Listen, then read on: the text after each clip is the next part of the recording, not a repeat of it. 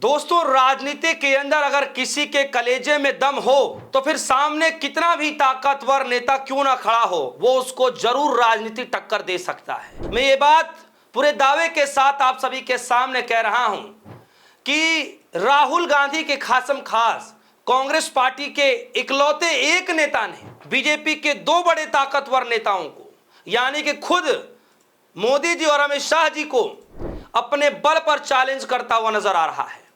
और आज उस खबर से जुड़ी हुई मैं आपको दो तीन खबरें बताऊंगा कि किस तरीके से राहुल गांधी के एक नेता के सामने मोदी जी के तीन कैबिनेट मंत्री गिड़गिड़ाते हुए नजर आ रहे हैं। उस शख्स का मैं नाम बता दूं, कर्नाटक के मुख्यमंत्री, नए वाले मुख्यमंत्री डीके शिव कुमार। जी हां दोस्तों, वही इकलौते डीके शिव कुमार जो मात्र 15 दिन पहले ही एक बड़ा खेल करते हुए उन्होंने यह साबित करके बता दिया था आज भी कांग्रेस पार्टी में नेता वो जिंदा हैं जो असल में चाणक्य का काम करते हैं। असली चाणक्य इधर हैं, आपके पास चाणक्य नहीं है। आप सभी को पता है दोस्तों, एमएलसी के चुनाव में क्या हुआ था। डीके शिव कुमार ने एक ऐसी चाल चली कि बीजेपी के फर्स्ट टाइम एमएलए को कांग्रेस पार्टी में क्रॉस वोटिंग करवा दिया, यानी कांग्रेस पार्टी को वोट डलवा दिया। बीजेपी के नेता, बीजेपी के विधायक और एमएलसी जीत रहे कांग्रेस के, किसके बदौलत? डीके शिव कुमार। वही डीके शिव कुमार जो इकलौते अपने बल पर कांग्रेस पार्टी को संजीवनी बूटी के तौर पर काम करते हुए नजर आते हैं। कई राज्यों में सरकार बनवा देते हैं और इस बार नजर निगाहें राहुल गांधी के साथ मिलकर सन 2029 की है। और यही कारण है दोस्तों कि किस तरीके से बौखलाहट कर्नाटक के अंदर मची हुई है कि मोदी जी के एक नहीं, दो नहीं, तीन कैबिनेट मिनिस्टर, जी हां, तीन cabinet minister DK Shivakumar के सामने गिड़गिड़ा रहे हैं।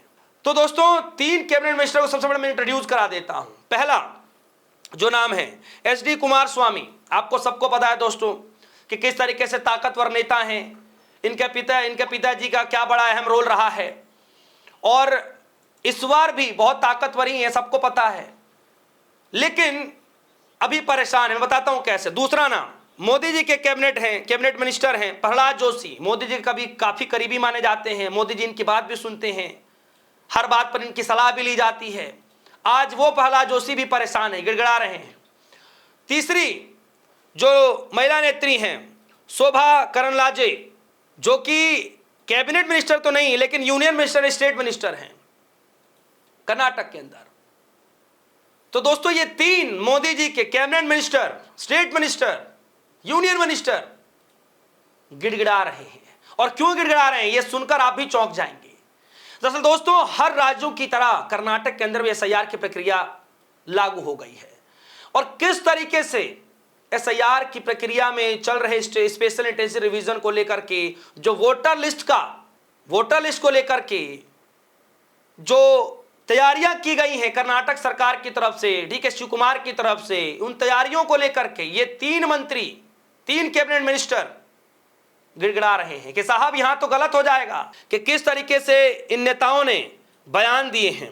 बिहार में कितना अच्छा काम हुआ एसआईआर में, पश्चिम बंगाल में कितना अच्छा काम हुआ, परिणाम भी आए, कितने अच्छे परिणाम आए बंगाल में जब वोटर लिस्ट रिवीजन कराई गई। लेकिन यहां तो सब कुछ उल्टा हो रहा है। ये उनके बयान है कि बंगाल में हमने कराया, अच्छे रिजल्ट आए, जो है हमने बिहार के अंदर कराया, वहां पे कोई दिक्कत नहीं हुई, सब अच्छे तरीके से हो गया। मतलब मामला यही है कि वहां दोनों राज्यों में हुआ, हमारी सरकार बन गई, यहां पे कांग्रेस की सरकार, यहां तो उल्टा खेल चल रहा है। और खेल क्या चल रहा है दोस्तों? जो आरोप लगा जा रहे हैं, ये आरोप लगा जा रहे हैं कि कांग्रेस पार्टी की तरफ से, डीके शिव कुमार की तरफ से जो स्पेशल इंटेंसिव रिवीजन कराया जा रहा है, वो एक स्थान पर 500-500 लोगों को इकट्ठा कर करके कराया जा रहे हैं, जो कि नियमों के विरुद्ध है। ये बता रही हैं, कह रही हैं कि बेंगलुरु में राज्य के अलग अलग मस्जिद में मिलके या शादी महल में 300, 400, 500 लोगों को एक साथ बुला करके स्पेशल इंटेंसिव रिव्यू करा रहे हैं। अब शोभा जी आगे कह रही हैं कि इतने अच्छे परिणाम आए थे बंगाल में, बिहार में, और एसआईआर ने कमाल कर दिया था, लेकिन ये जो एसआईआर है, ये एसआईआर तो साहब कर्नाटक में फेल हो रही है।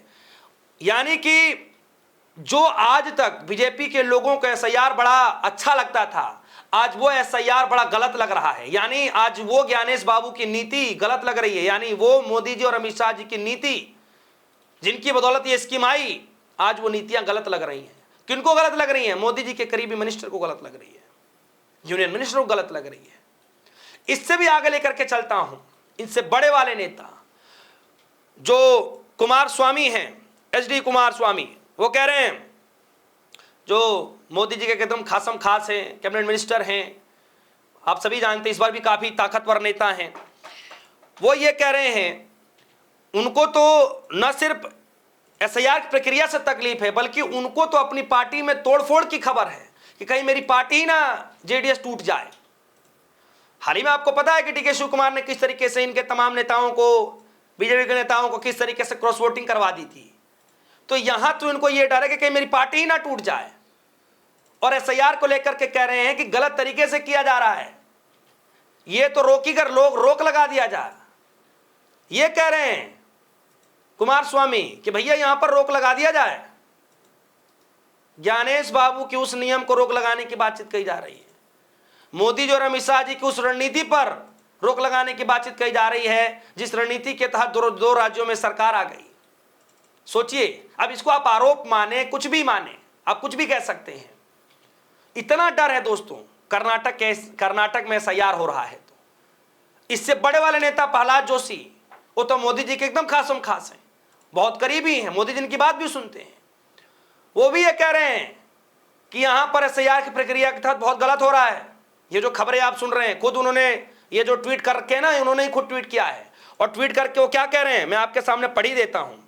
लिख रहे हैं कि रामनगर और शिवगांव शबुनूर के बाद अब हुबली धावरम में पूर्व विधायक क्षेत्र क्रमशः 27 में वार्ड नंबर 63 और बूथ नंबर 16 में मतदाता सूची के विशेष गण परीक्षण के दौरान नियमों का उल्लंघन के आरोप आए हैं।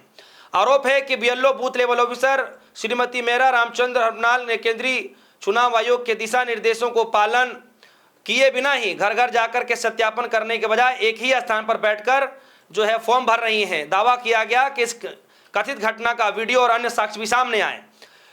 मांग करते हुए कहा प्रहलाद जोशी ने कि नियमों का उल्लंघन किया जा रहा है और आधिकारिक जो है संवैधानिक प्रक्रिया का दुरुपयोग कर रहे हैं, उनके खिलाफ और इस मामले से जुड़ी जिम्मेदारी लोगों के विरुद्ध में तत्काल सख्त कानूनी कार्रवाई की जाएगी। और इधर डीके शिव कुमार साफ लफ्जों में कह रहे हैं कि घबराइए मत, हम बिल्कुल आपकी बातों को सुनेंगे।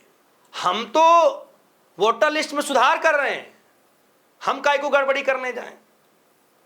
हम आपकी पूरी बातों को सुनेंगे, पूरे निष्पक्ष तरीके से होगा, आपको डरने की जरूरत नहीं है। ये तो प्रक्रिया है, हम उस प्रक्रिया के तहत काम कर रहे हैं। दोस्तों ये हालत है। सोचिए, वो डीके शिव कुमार जो राहुल गांधी के खासम खास, कांग्रेस पार्टी के लिए संजीवनी बूटी माने जाते हैं, वो डीके शिव कुमार जो केरल में अपने बलबूते सरकार बनवा देते हैं, वो डीके शिव कुमार जो किस तरीके से रेवंत रेड्डी को बहुत सहयोग करते हैं, वो डीके शिव कुमार जो बीजेपी के नेताओं को अपने पाले में लेकर आ जाते हैं, डीके शिव कुमार वो नेता बनने जा रहे हैं। मोदी शाह जी को इस बात को डर है कि अगर डीके शिव कुमार ने आने वाले चुनाव में अगर सरकार अपनी बना ली कर्नाटक के अंदर, तो अगले सिपे सलार के तौर पर राहुल गांधी के सबसे करीबी यानी राहुल गांधी के साह बन जाएंगे डीके शिव कुमार। और बीजेपी को इस बात को डर है कि कहीं सन 2029 की लड़ाई डीके शिव कुमार के बलबूते ना लड़ ली जाए, क्योंकि पूरी लड़ाई असल में चाणक्य ही लड़ पाएंगे। तो दोस्तों, इकलौते इस बंदे ने पूरी बीजेपी की नाक में नकेल डाल दी है, बीजेपी को हैरान करके रख दिया, परेशान करके रख दिया है। आज यही कारण है कि राहुल गांधी के एक नेता के सामने, इस नेता के सामने मोदी जी के 3 कैबिनेट मिनिस्टर गिड़गिड़ा रहे हैं। दोस्तों, इस खबर को लेकर आपकी क्या राय, वीडियो कमेंट सेक्शन में समझाएगा, अपनी राय रखिएगा। फिलहाल के लिए दीजिए इजाजत, देखते रहिए DS Only। धन्यवाद।